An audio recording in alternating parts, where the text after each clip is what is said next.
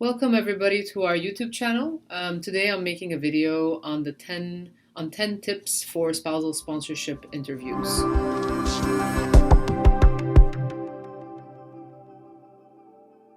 So if you have submitted an application to sponsor your partner to Canada, sometimes the embassy or the High Commission will send a letter saying that the applicant, the person being sponsored, has to come in for an interview at the embassy or the High Commission.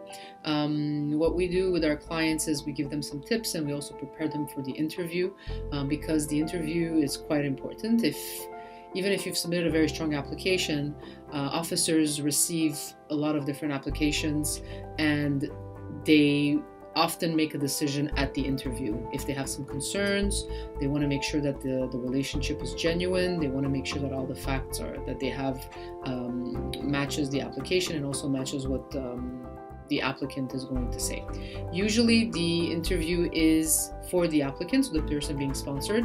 If the sponsor is able to be with the applicant, sometimes officer will let the sponsor come into the room and participate or ask questions to the sponsor, but essentially it's an interview for the applicant. Often the officer might ask the sponsor to wait outside in the waiting room and might not even question the sponsor. Sometimes, but this is more rare, sometimes the officer can also give a call to the sponsor if the sponsor is not with the applicant, to ask some questions, to compare answers, to see if both the applicant and the sponsor are going to give the same answers to the questions. So I've prepared 10 general tips for spousal sponsorship interviews. So the first tip is review documents and forms. So you filed your application either by yourself or with a lawyer or representative. Now you're going to the interview. It's important for you to review your documentation because the officer is going to ask you a question based on the documents. So sometimes people complete the forms, they write a lot of different information, and the interview is 1 year later, and now the officer is asking questions about that. So your answers have to match the forms, but sometimes people can make some honest mistakes. For example, I don't know, in your form they asked, where was your honeymoon? And you said, I don't know, one Greek island. And then you come to the interview and you kind of forgot and you say another Greek island. And it could be kind of like an honest mistake. Let's say you went to different islands. But the officer, if already they have some concerns about your file and now you're not really saying which island you went to, and a honeymoon is kind of something important to remember, that's an important fact, and these little things can create some issues in the decision-making process. So my recommendation is always to review the forms that you filed and the documentation that you submitted, the pictures, reference letters, communication, just to kind of refresh your memory. When you do go in, you're not allowed to have a copy of your file. You're not allowed to look at any documentation. And it's also, you might not remember every single detail, but there are some important dates that you should remember and try to make an effort to learn before your interview. For example, honeymoon dates or proposal date or marriage date. It's normal that some people might not remember that. I don't remember what I ate yesterday.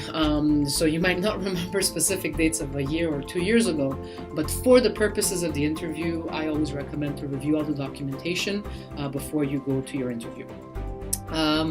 Tip number 2 was remember important dates, so we talked about that. Tip number 3, no notes for the interview, so I mentioned that as well. So you're not allowed to write down answers. This is your relationship, this is your life, this is your love life, this is your couple. You don't need to write down information. Everything should be in your head, but mostly in your heart. Tip number 4, be yourself and talk from your heart. I'm going ahead of every single point. So, officers, they'll ask you questions like, sometimes they'll ask you questions like, what do you like about your partner? What do you love about your partner? This is, I would say, the most important question if you're asked that question. I have a lot of clients, they don't want to share that information with the officer for different reasons, cultural reasons. They're not used to answering that question to kind of like a stranger. They don't understand why the officer is asking that question, but this is a really important question. And I always tell my clients, whatever you say in the room stays with the officer. It's confidential, and it's your one chance to join your spouse to Canada. So it's important that you share your feelings and you share what's in your heart. So if you love your husband or wife because she's generous, because she's wonderful, because she's honest, because she takes care of you, because you have the same values, because you have the same projects, because she makes you laugh, and he's responsible and he takes care of you, you need to say those things and you need to show it the way you talk about it. And it's not about acting and it's not about pretending. I always tell my clients, talk from your heart. It may be cheesy, but it's really, really important to show the officer that you're in a real, committed, loving, permanent relationship, because ultimately that is the most important thing during an interview. Tip number 5, stay calm and speak the truth. So sometimes often these interviews can be pretty nerve-wracking because you've never been in a setting like this, and there's a lot of officers that can ask very difficult questions, and they can also be very firm and kind of very strict in their demeanor. This is their job. They've been trained to ask those questions. They've been trained to see if you're hiding something, because there's a lot of people that commit fraud and try to come to Canada for the wrong reasons. So officers will try to intimidate you or just intimidate you by the way they are. And a lot of clients, even if the officer is not that intimidating, clients can feel very pressured because you're nervous. This is your application. It's about your life. So I always tell my clients, a day or two before the interview, don't be reviewing documentation a day or two before. Do that maybe kind of like a week before or something, or 3-4 days before. A day or two before, stay calm, prepare yourself mentally. When you're in the room, stay calm and answer the questions calmly. If you don't understand the question, ask again. Usually everything is being recorded, because it's going to be in the file. So if there is a refusal, we can get the notes and we see everything that you said. So make sure you ask. If you're nervous and you didn't hear the question or you didn't understand, this is your time, it's your interview, it's not about the officer, it's really about your life and your couple. So stay calm, ask the question, ask a question if you don't understand. If you feel very, very nervous, you have to say, I'm sorry, I need a break because I'm quite nervous, I'm not able to convey what I'm trying to say. So being calm, taking deep breaths, and always speaking the truth. So if there's a question that you don't understand, or you don't remember, or you don't know the answer, don't try to guess, don't try to lie. Just say, I'm sorry, that was a long time ago. It was 4 years ago. I don't remember that date. I think it was winter. I think it was summer, but I don't remember, unfortunately. It's better you say it that way than you try to guess or invent something that's just going to make matters worse. So, and officers know that. They know that people might not remember things, so it's okay to do that. Tip number 6, remember that officers are doing a job. So I mentioned this. So they've been trained to do that. They're doing a job. It's, a lot of my clients, they come to me after that and say, the officer was so mean. And it could happen that there are some officers that could be quite mean, and you just really feel that they just don't like you. They didn't like you from the second you walked into the room.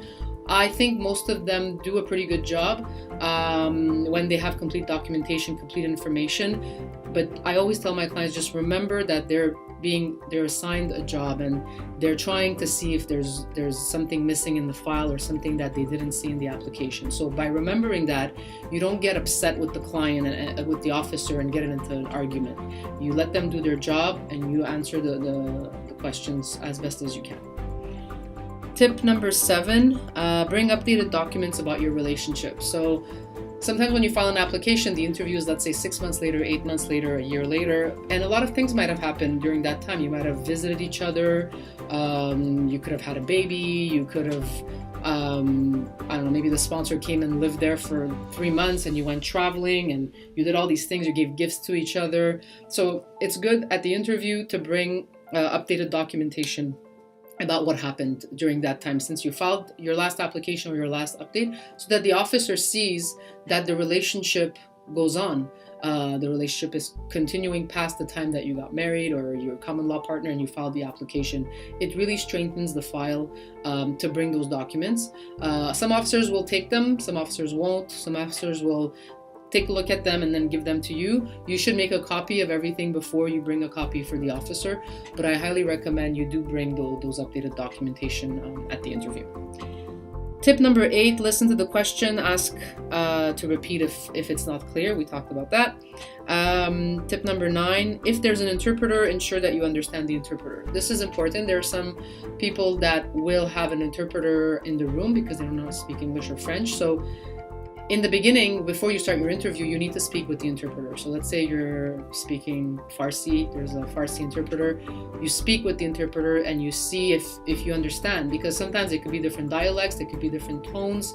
The interpreter might be a junior interpreter, the interpreter might just not be a good interpreter.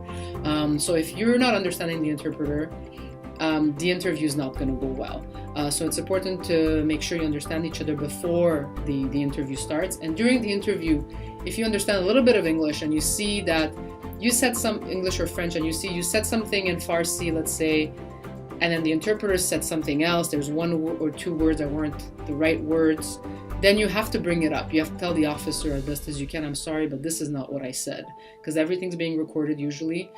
So you should bring that up, and then if need be, either the officer will say, okay, we'll postpone the interview and we'll get another interpreter or something like that. It's your right to have.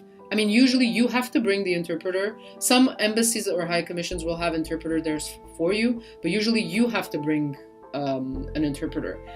Hopefully you have done your due diligence and you bring somebody that is going to do a good job, but sometimes on the spot, interpreters might be nervous or for whatever reason they're not doing a good job.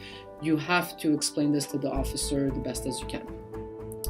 And final tip number 10, get into details about why you love your partner and want to spend the rest of your life with him or her. So this is kind of what I talked about before, to speak from your heart. It's important to listen to the question and answer, and you don't want to start talking and giving long answers. You want to be concise and keep your answers short. But when it comes about details about why you love each other, why you want to be together, if the officer asks that question, I think it's okay to go into a little bit of more details, because this is the most important part, is to show that why you're a good couple, why you got married, or why you're in a common law partner, why you want to spend the rest of your life together, why are you compatible. Officers, they might see the file and they get some information, but this is now the human interaction between you and the officer, and it's good to get into details about the most important things. Why do you appreciate, why do you value your partner? So those are my tips for spousal sponsorships interviews. If you have any other questions about this, feel free to comment, post your question at the bottom of the video. Thank you. Have a great day.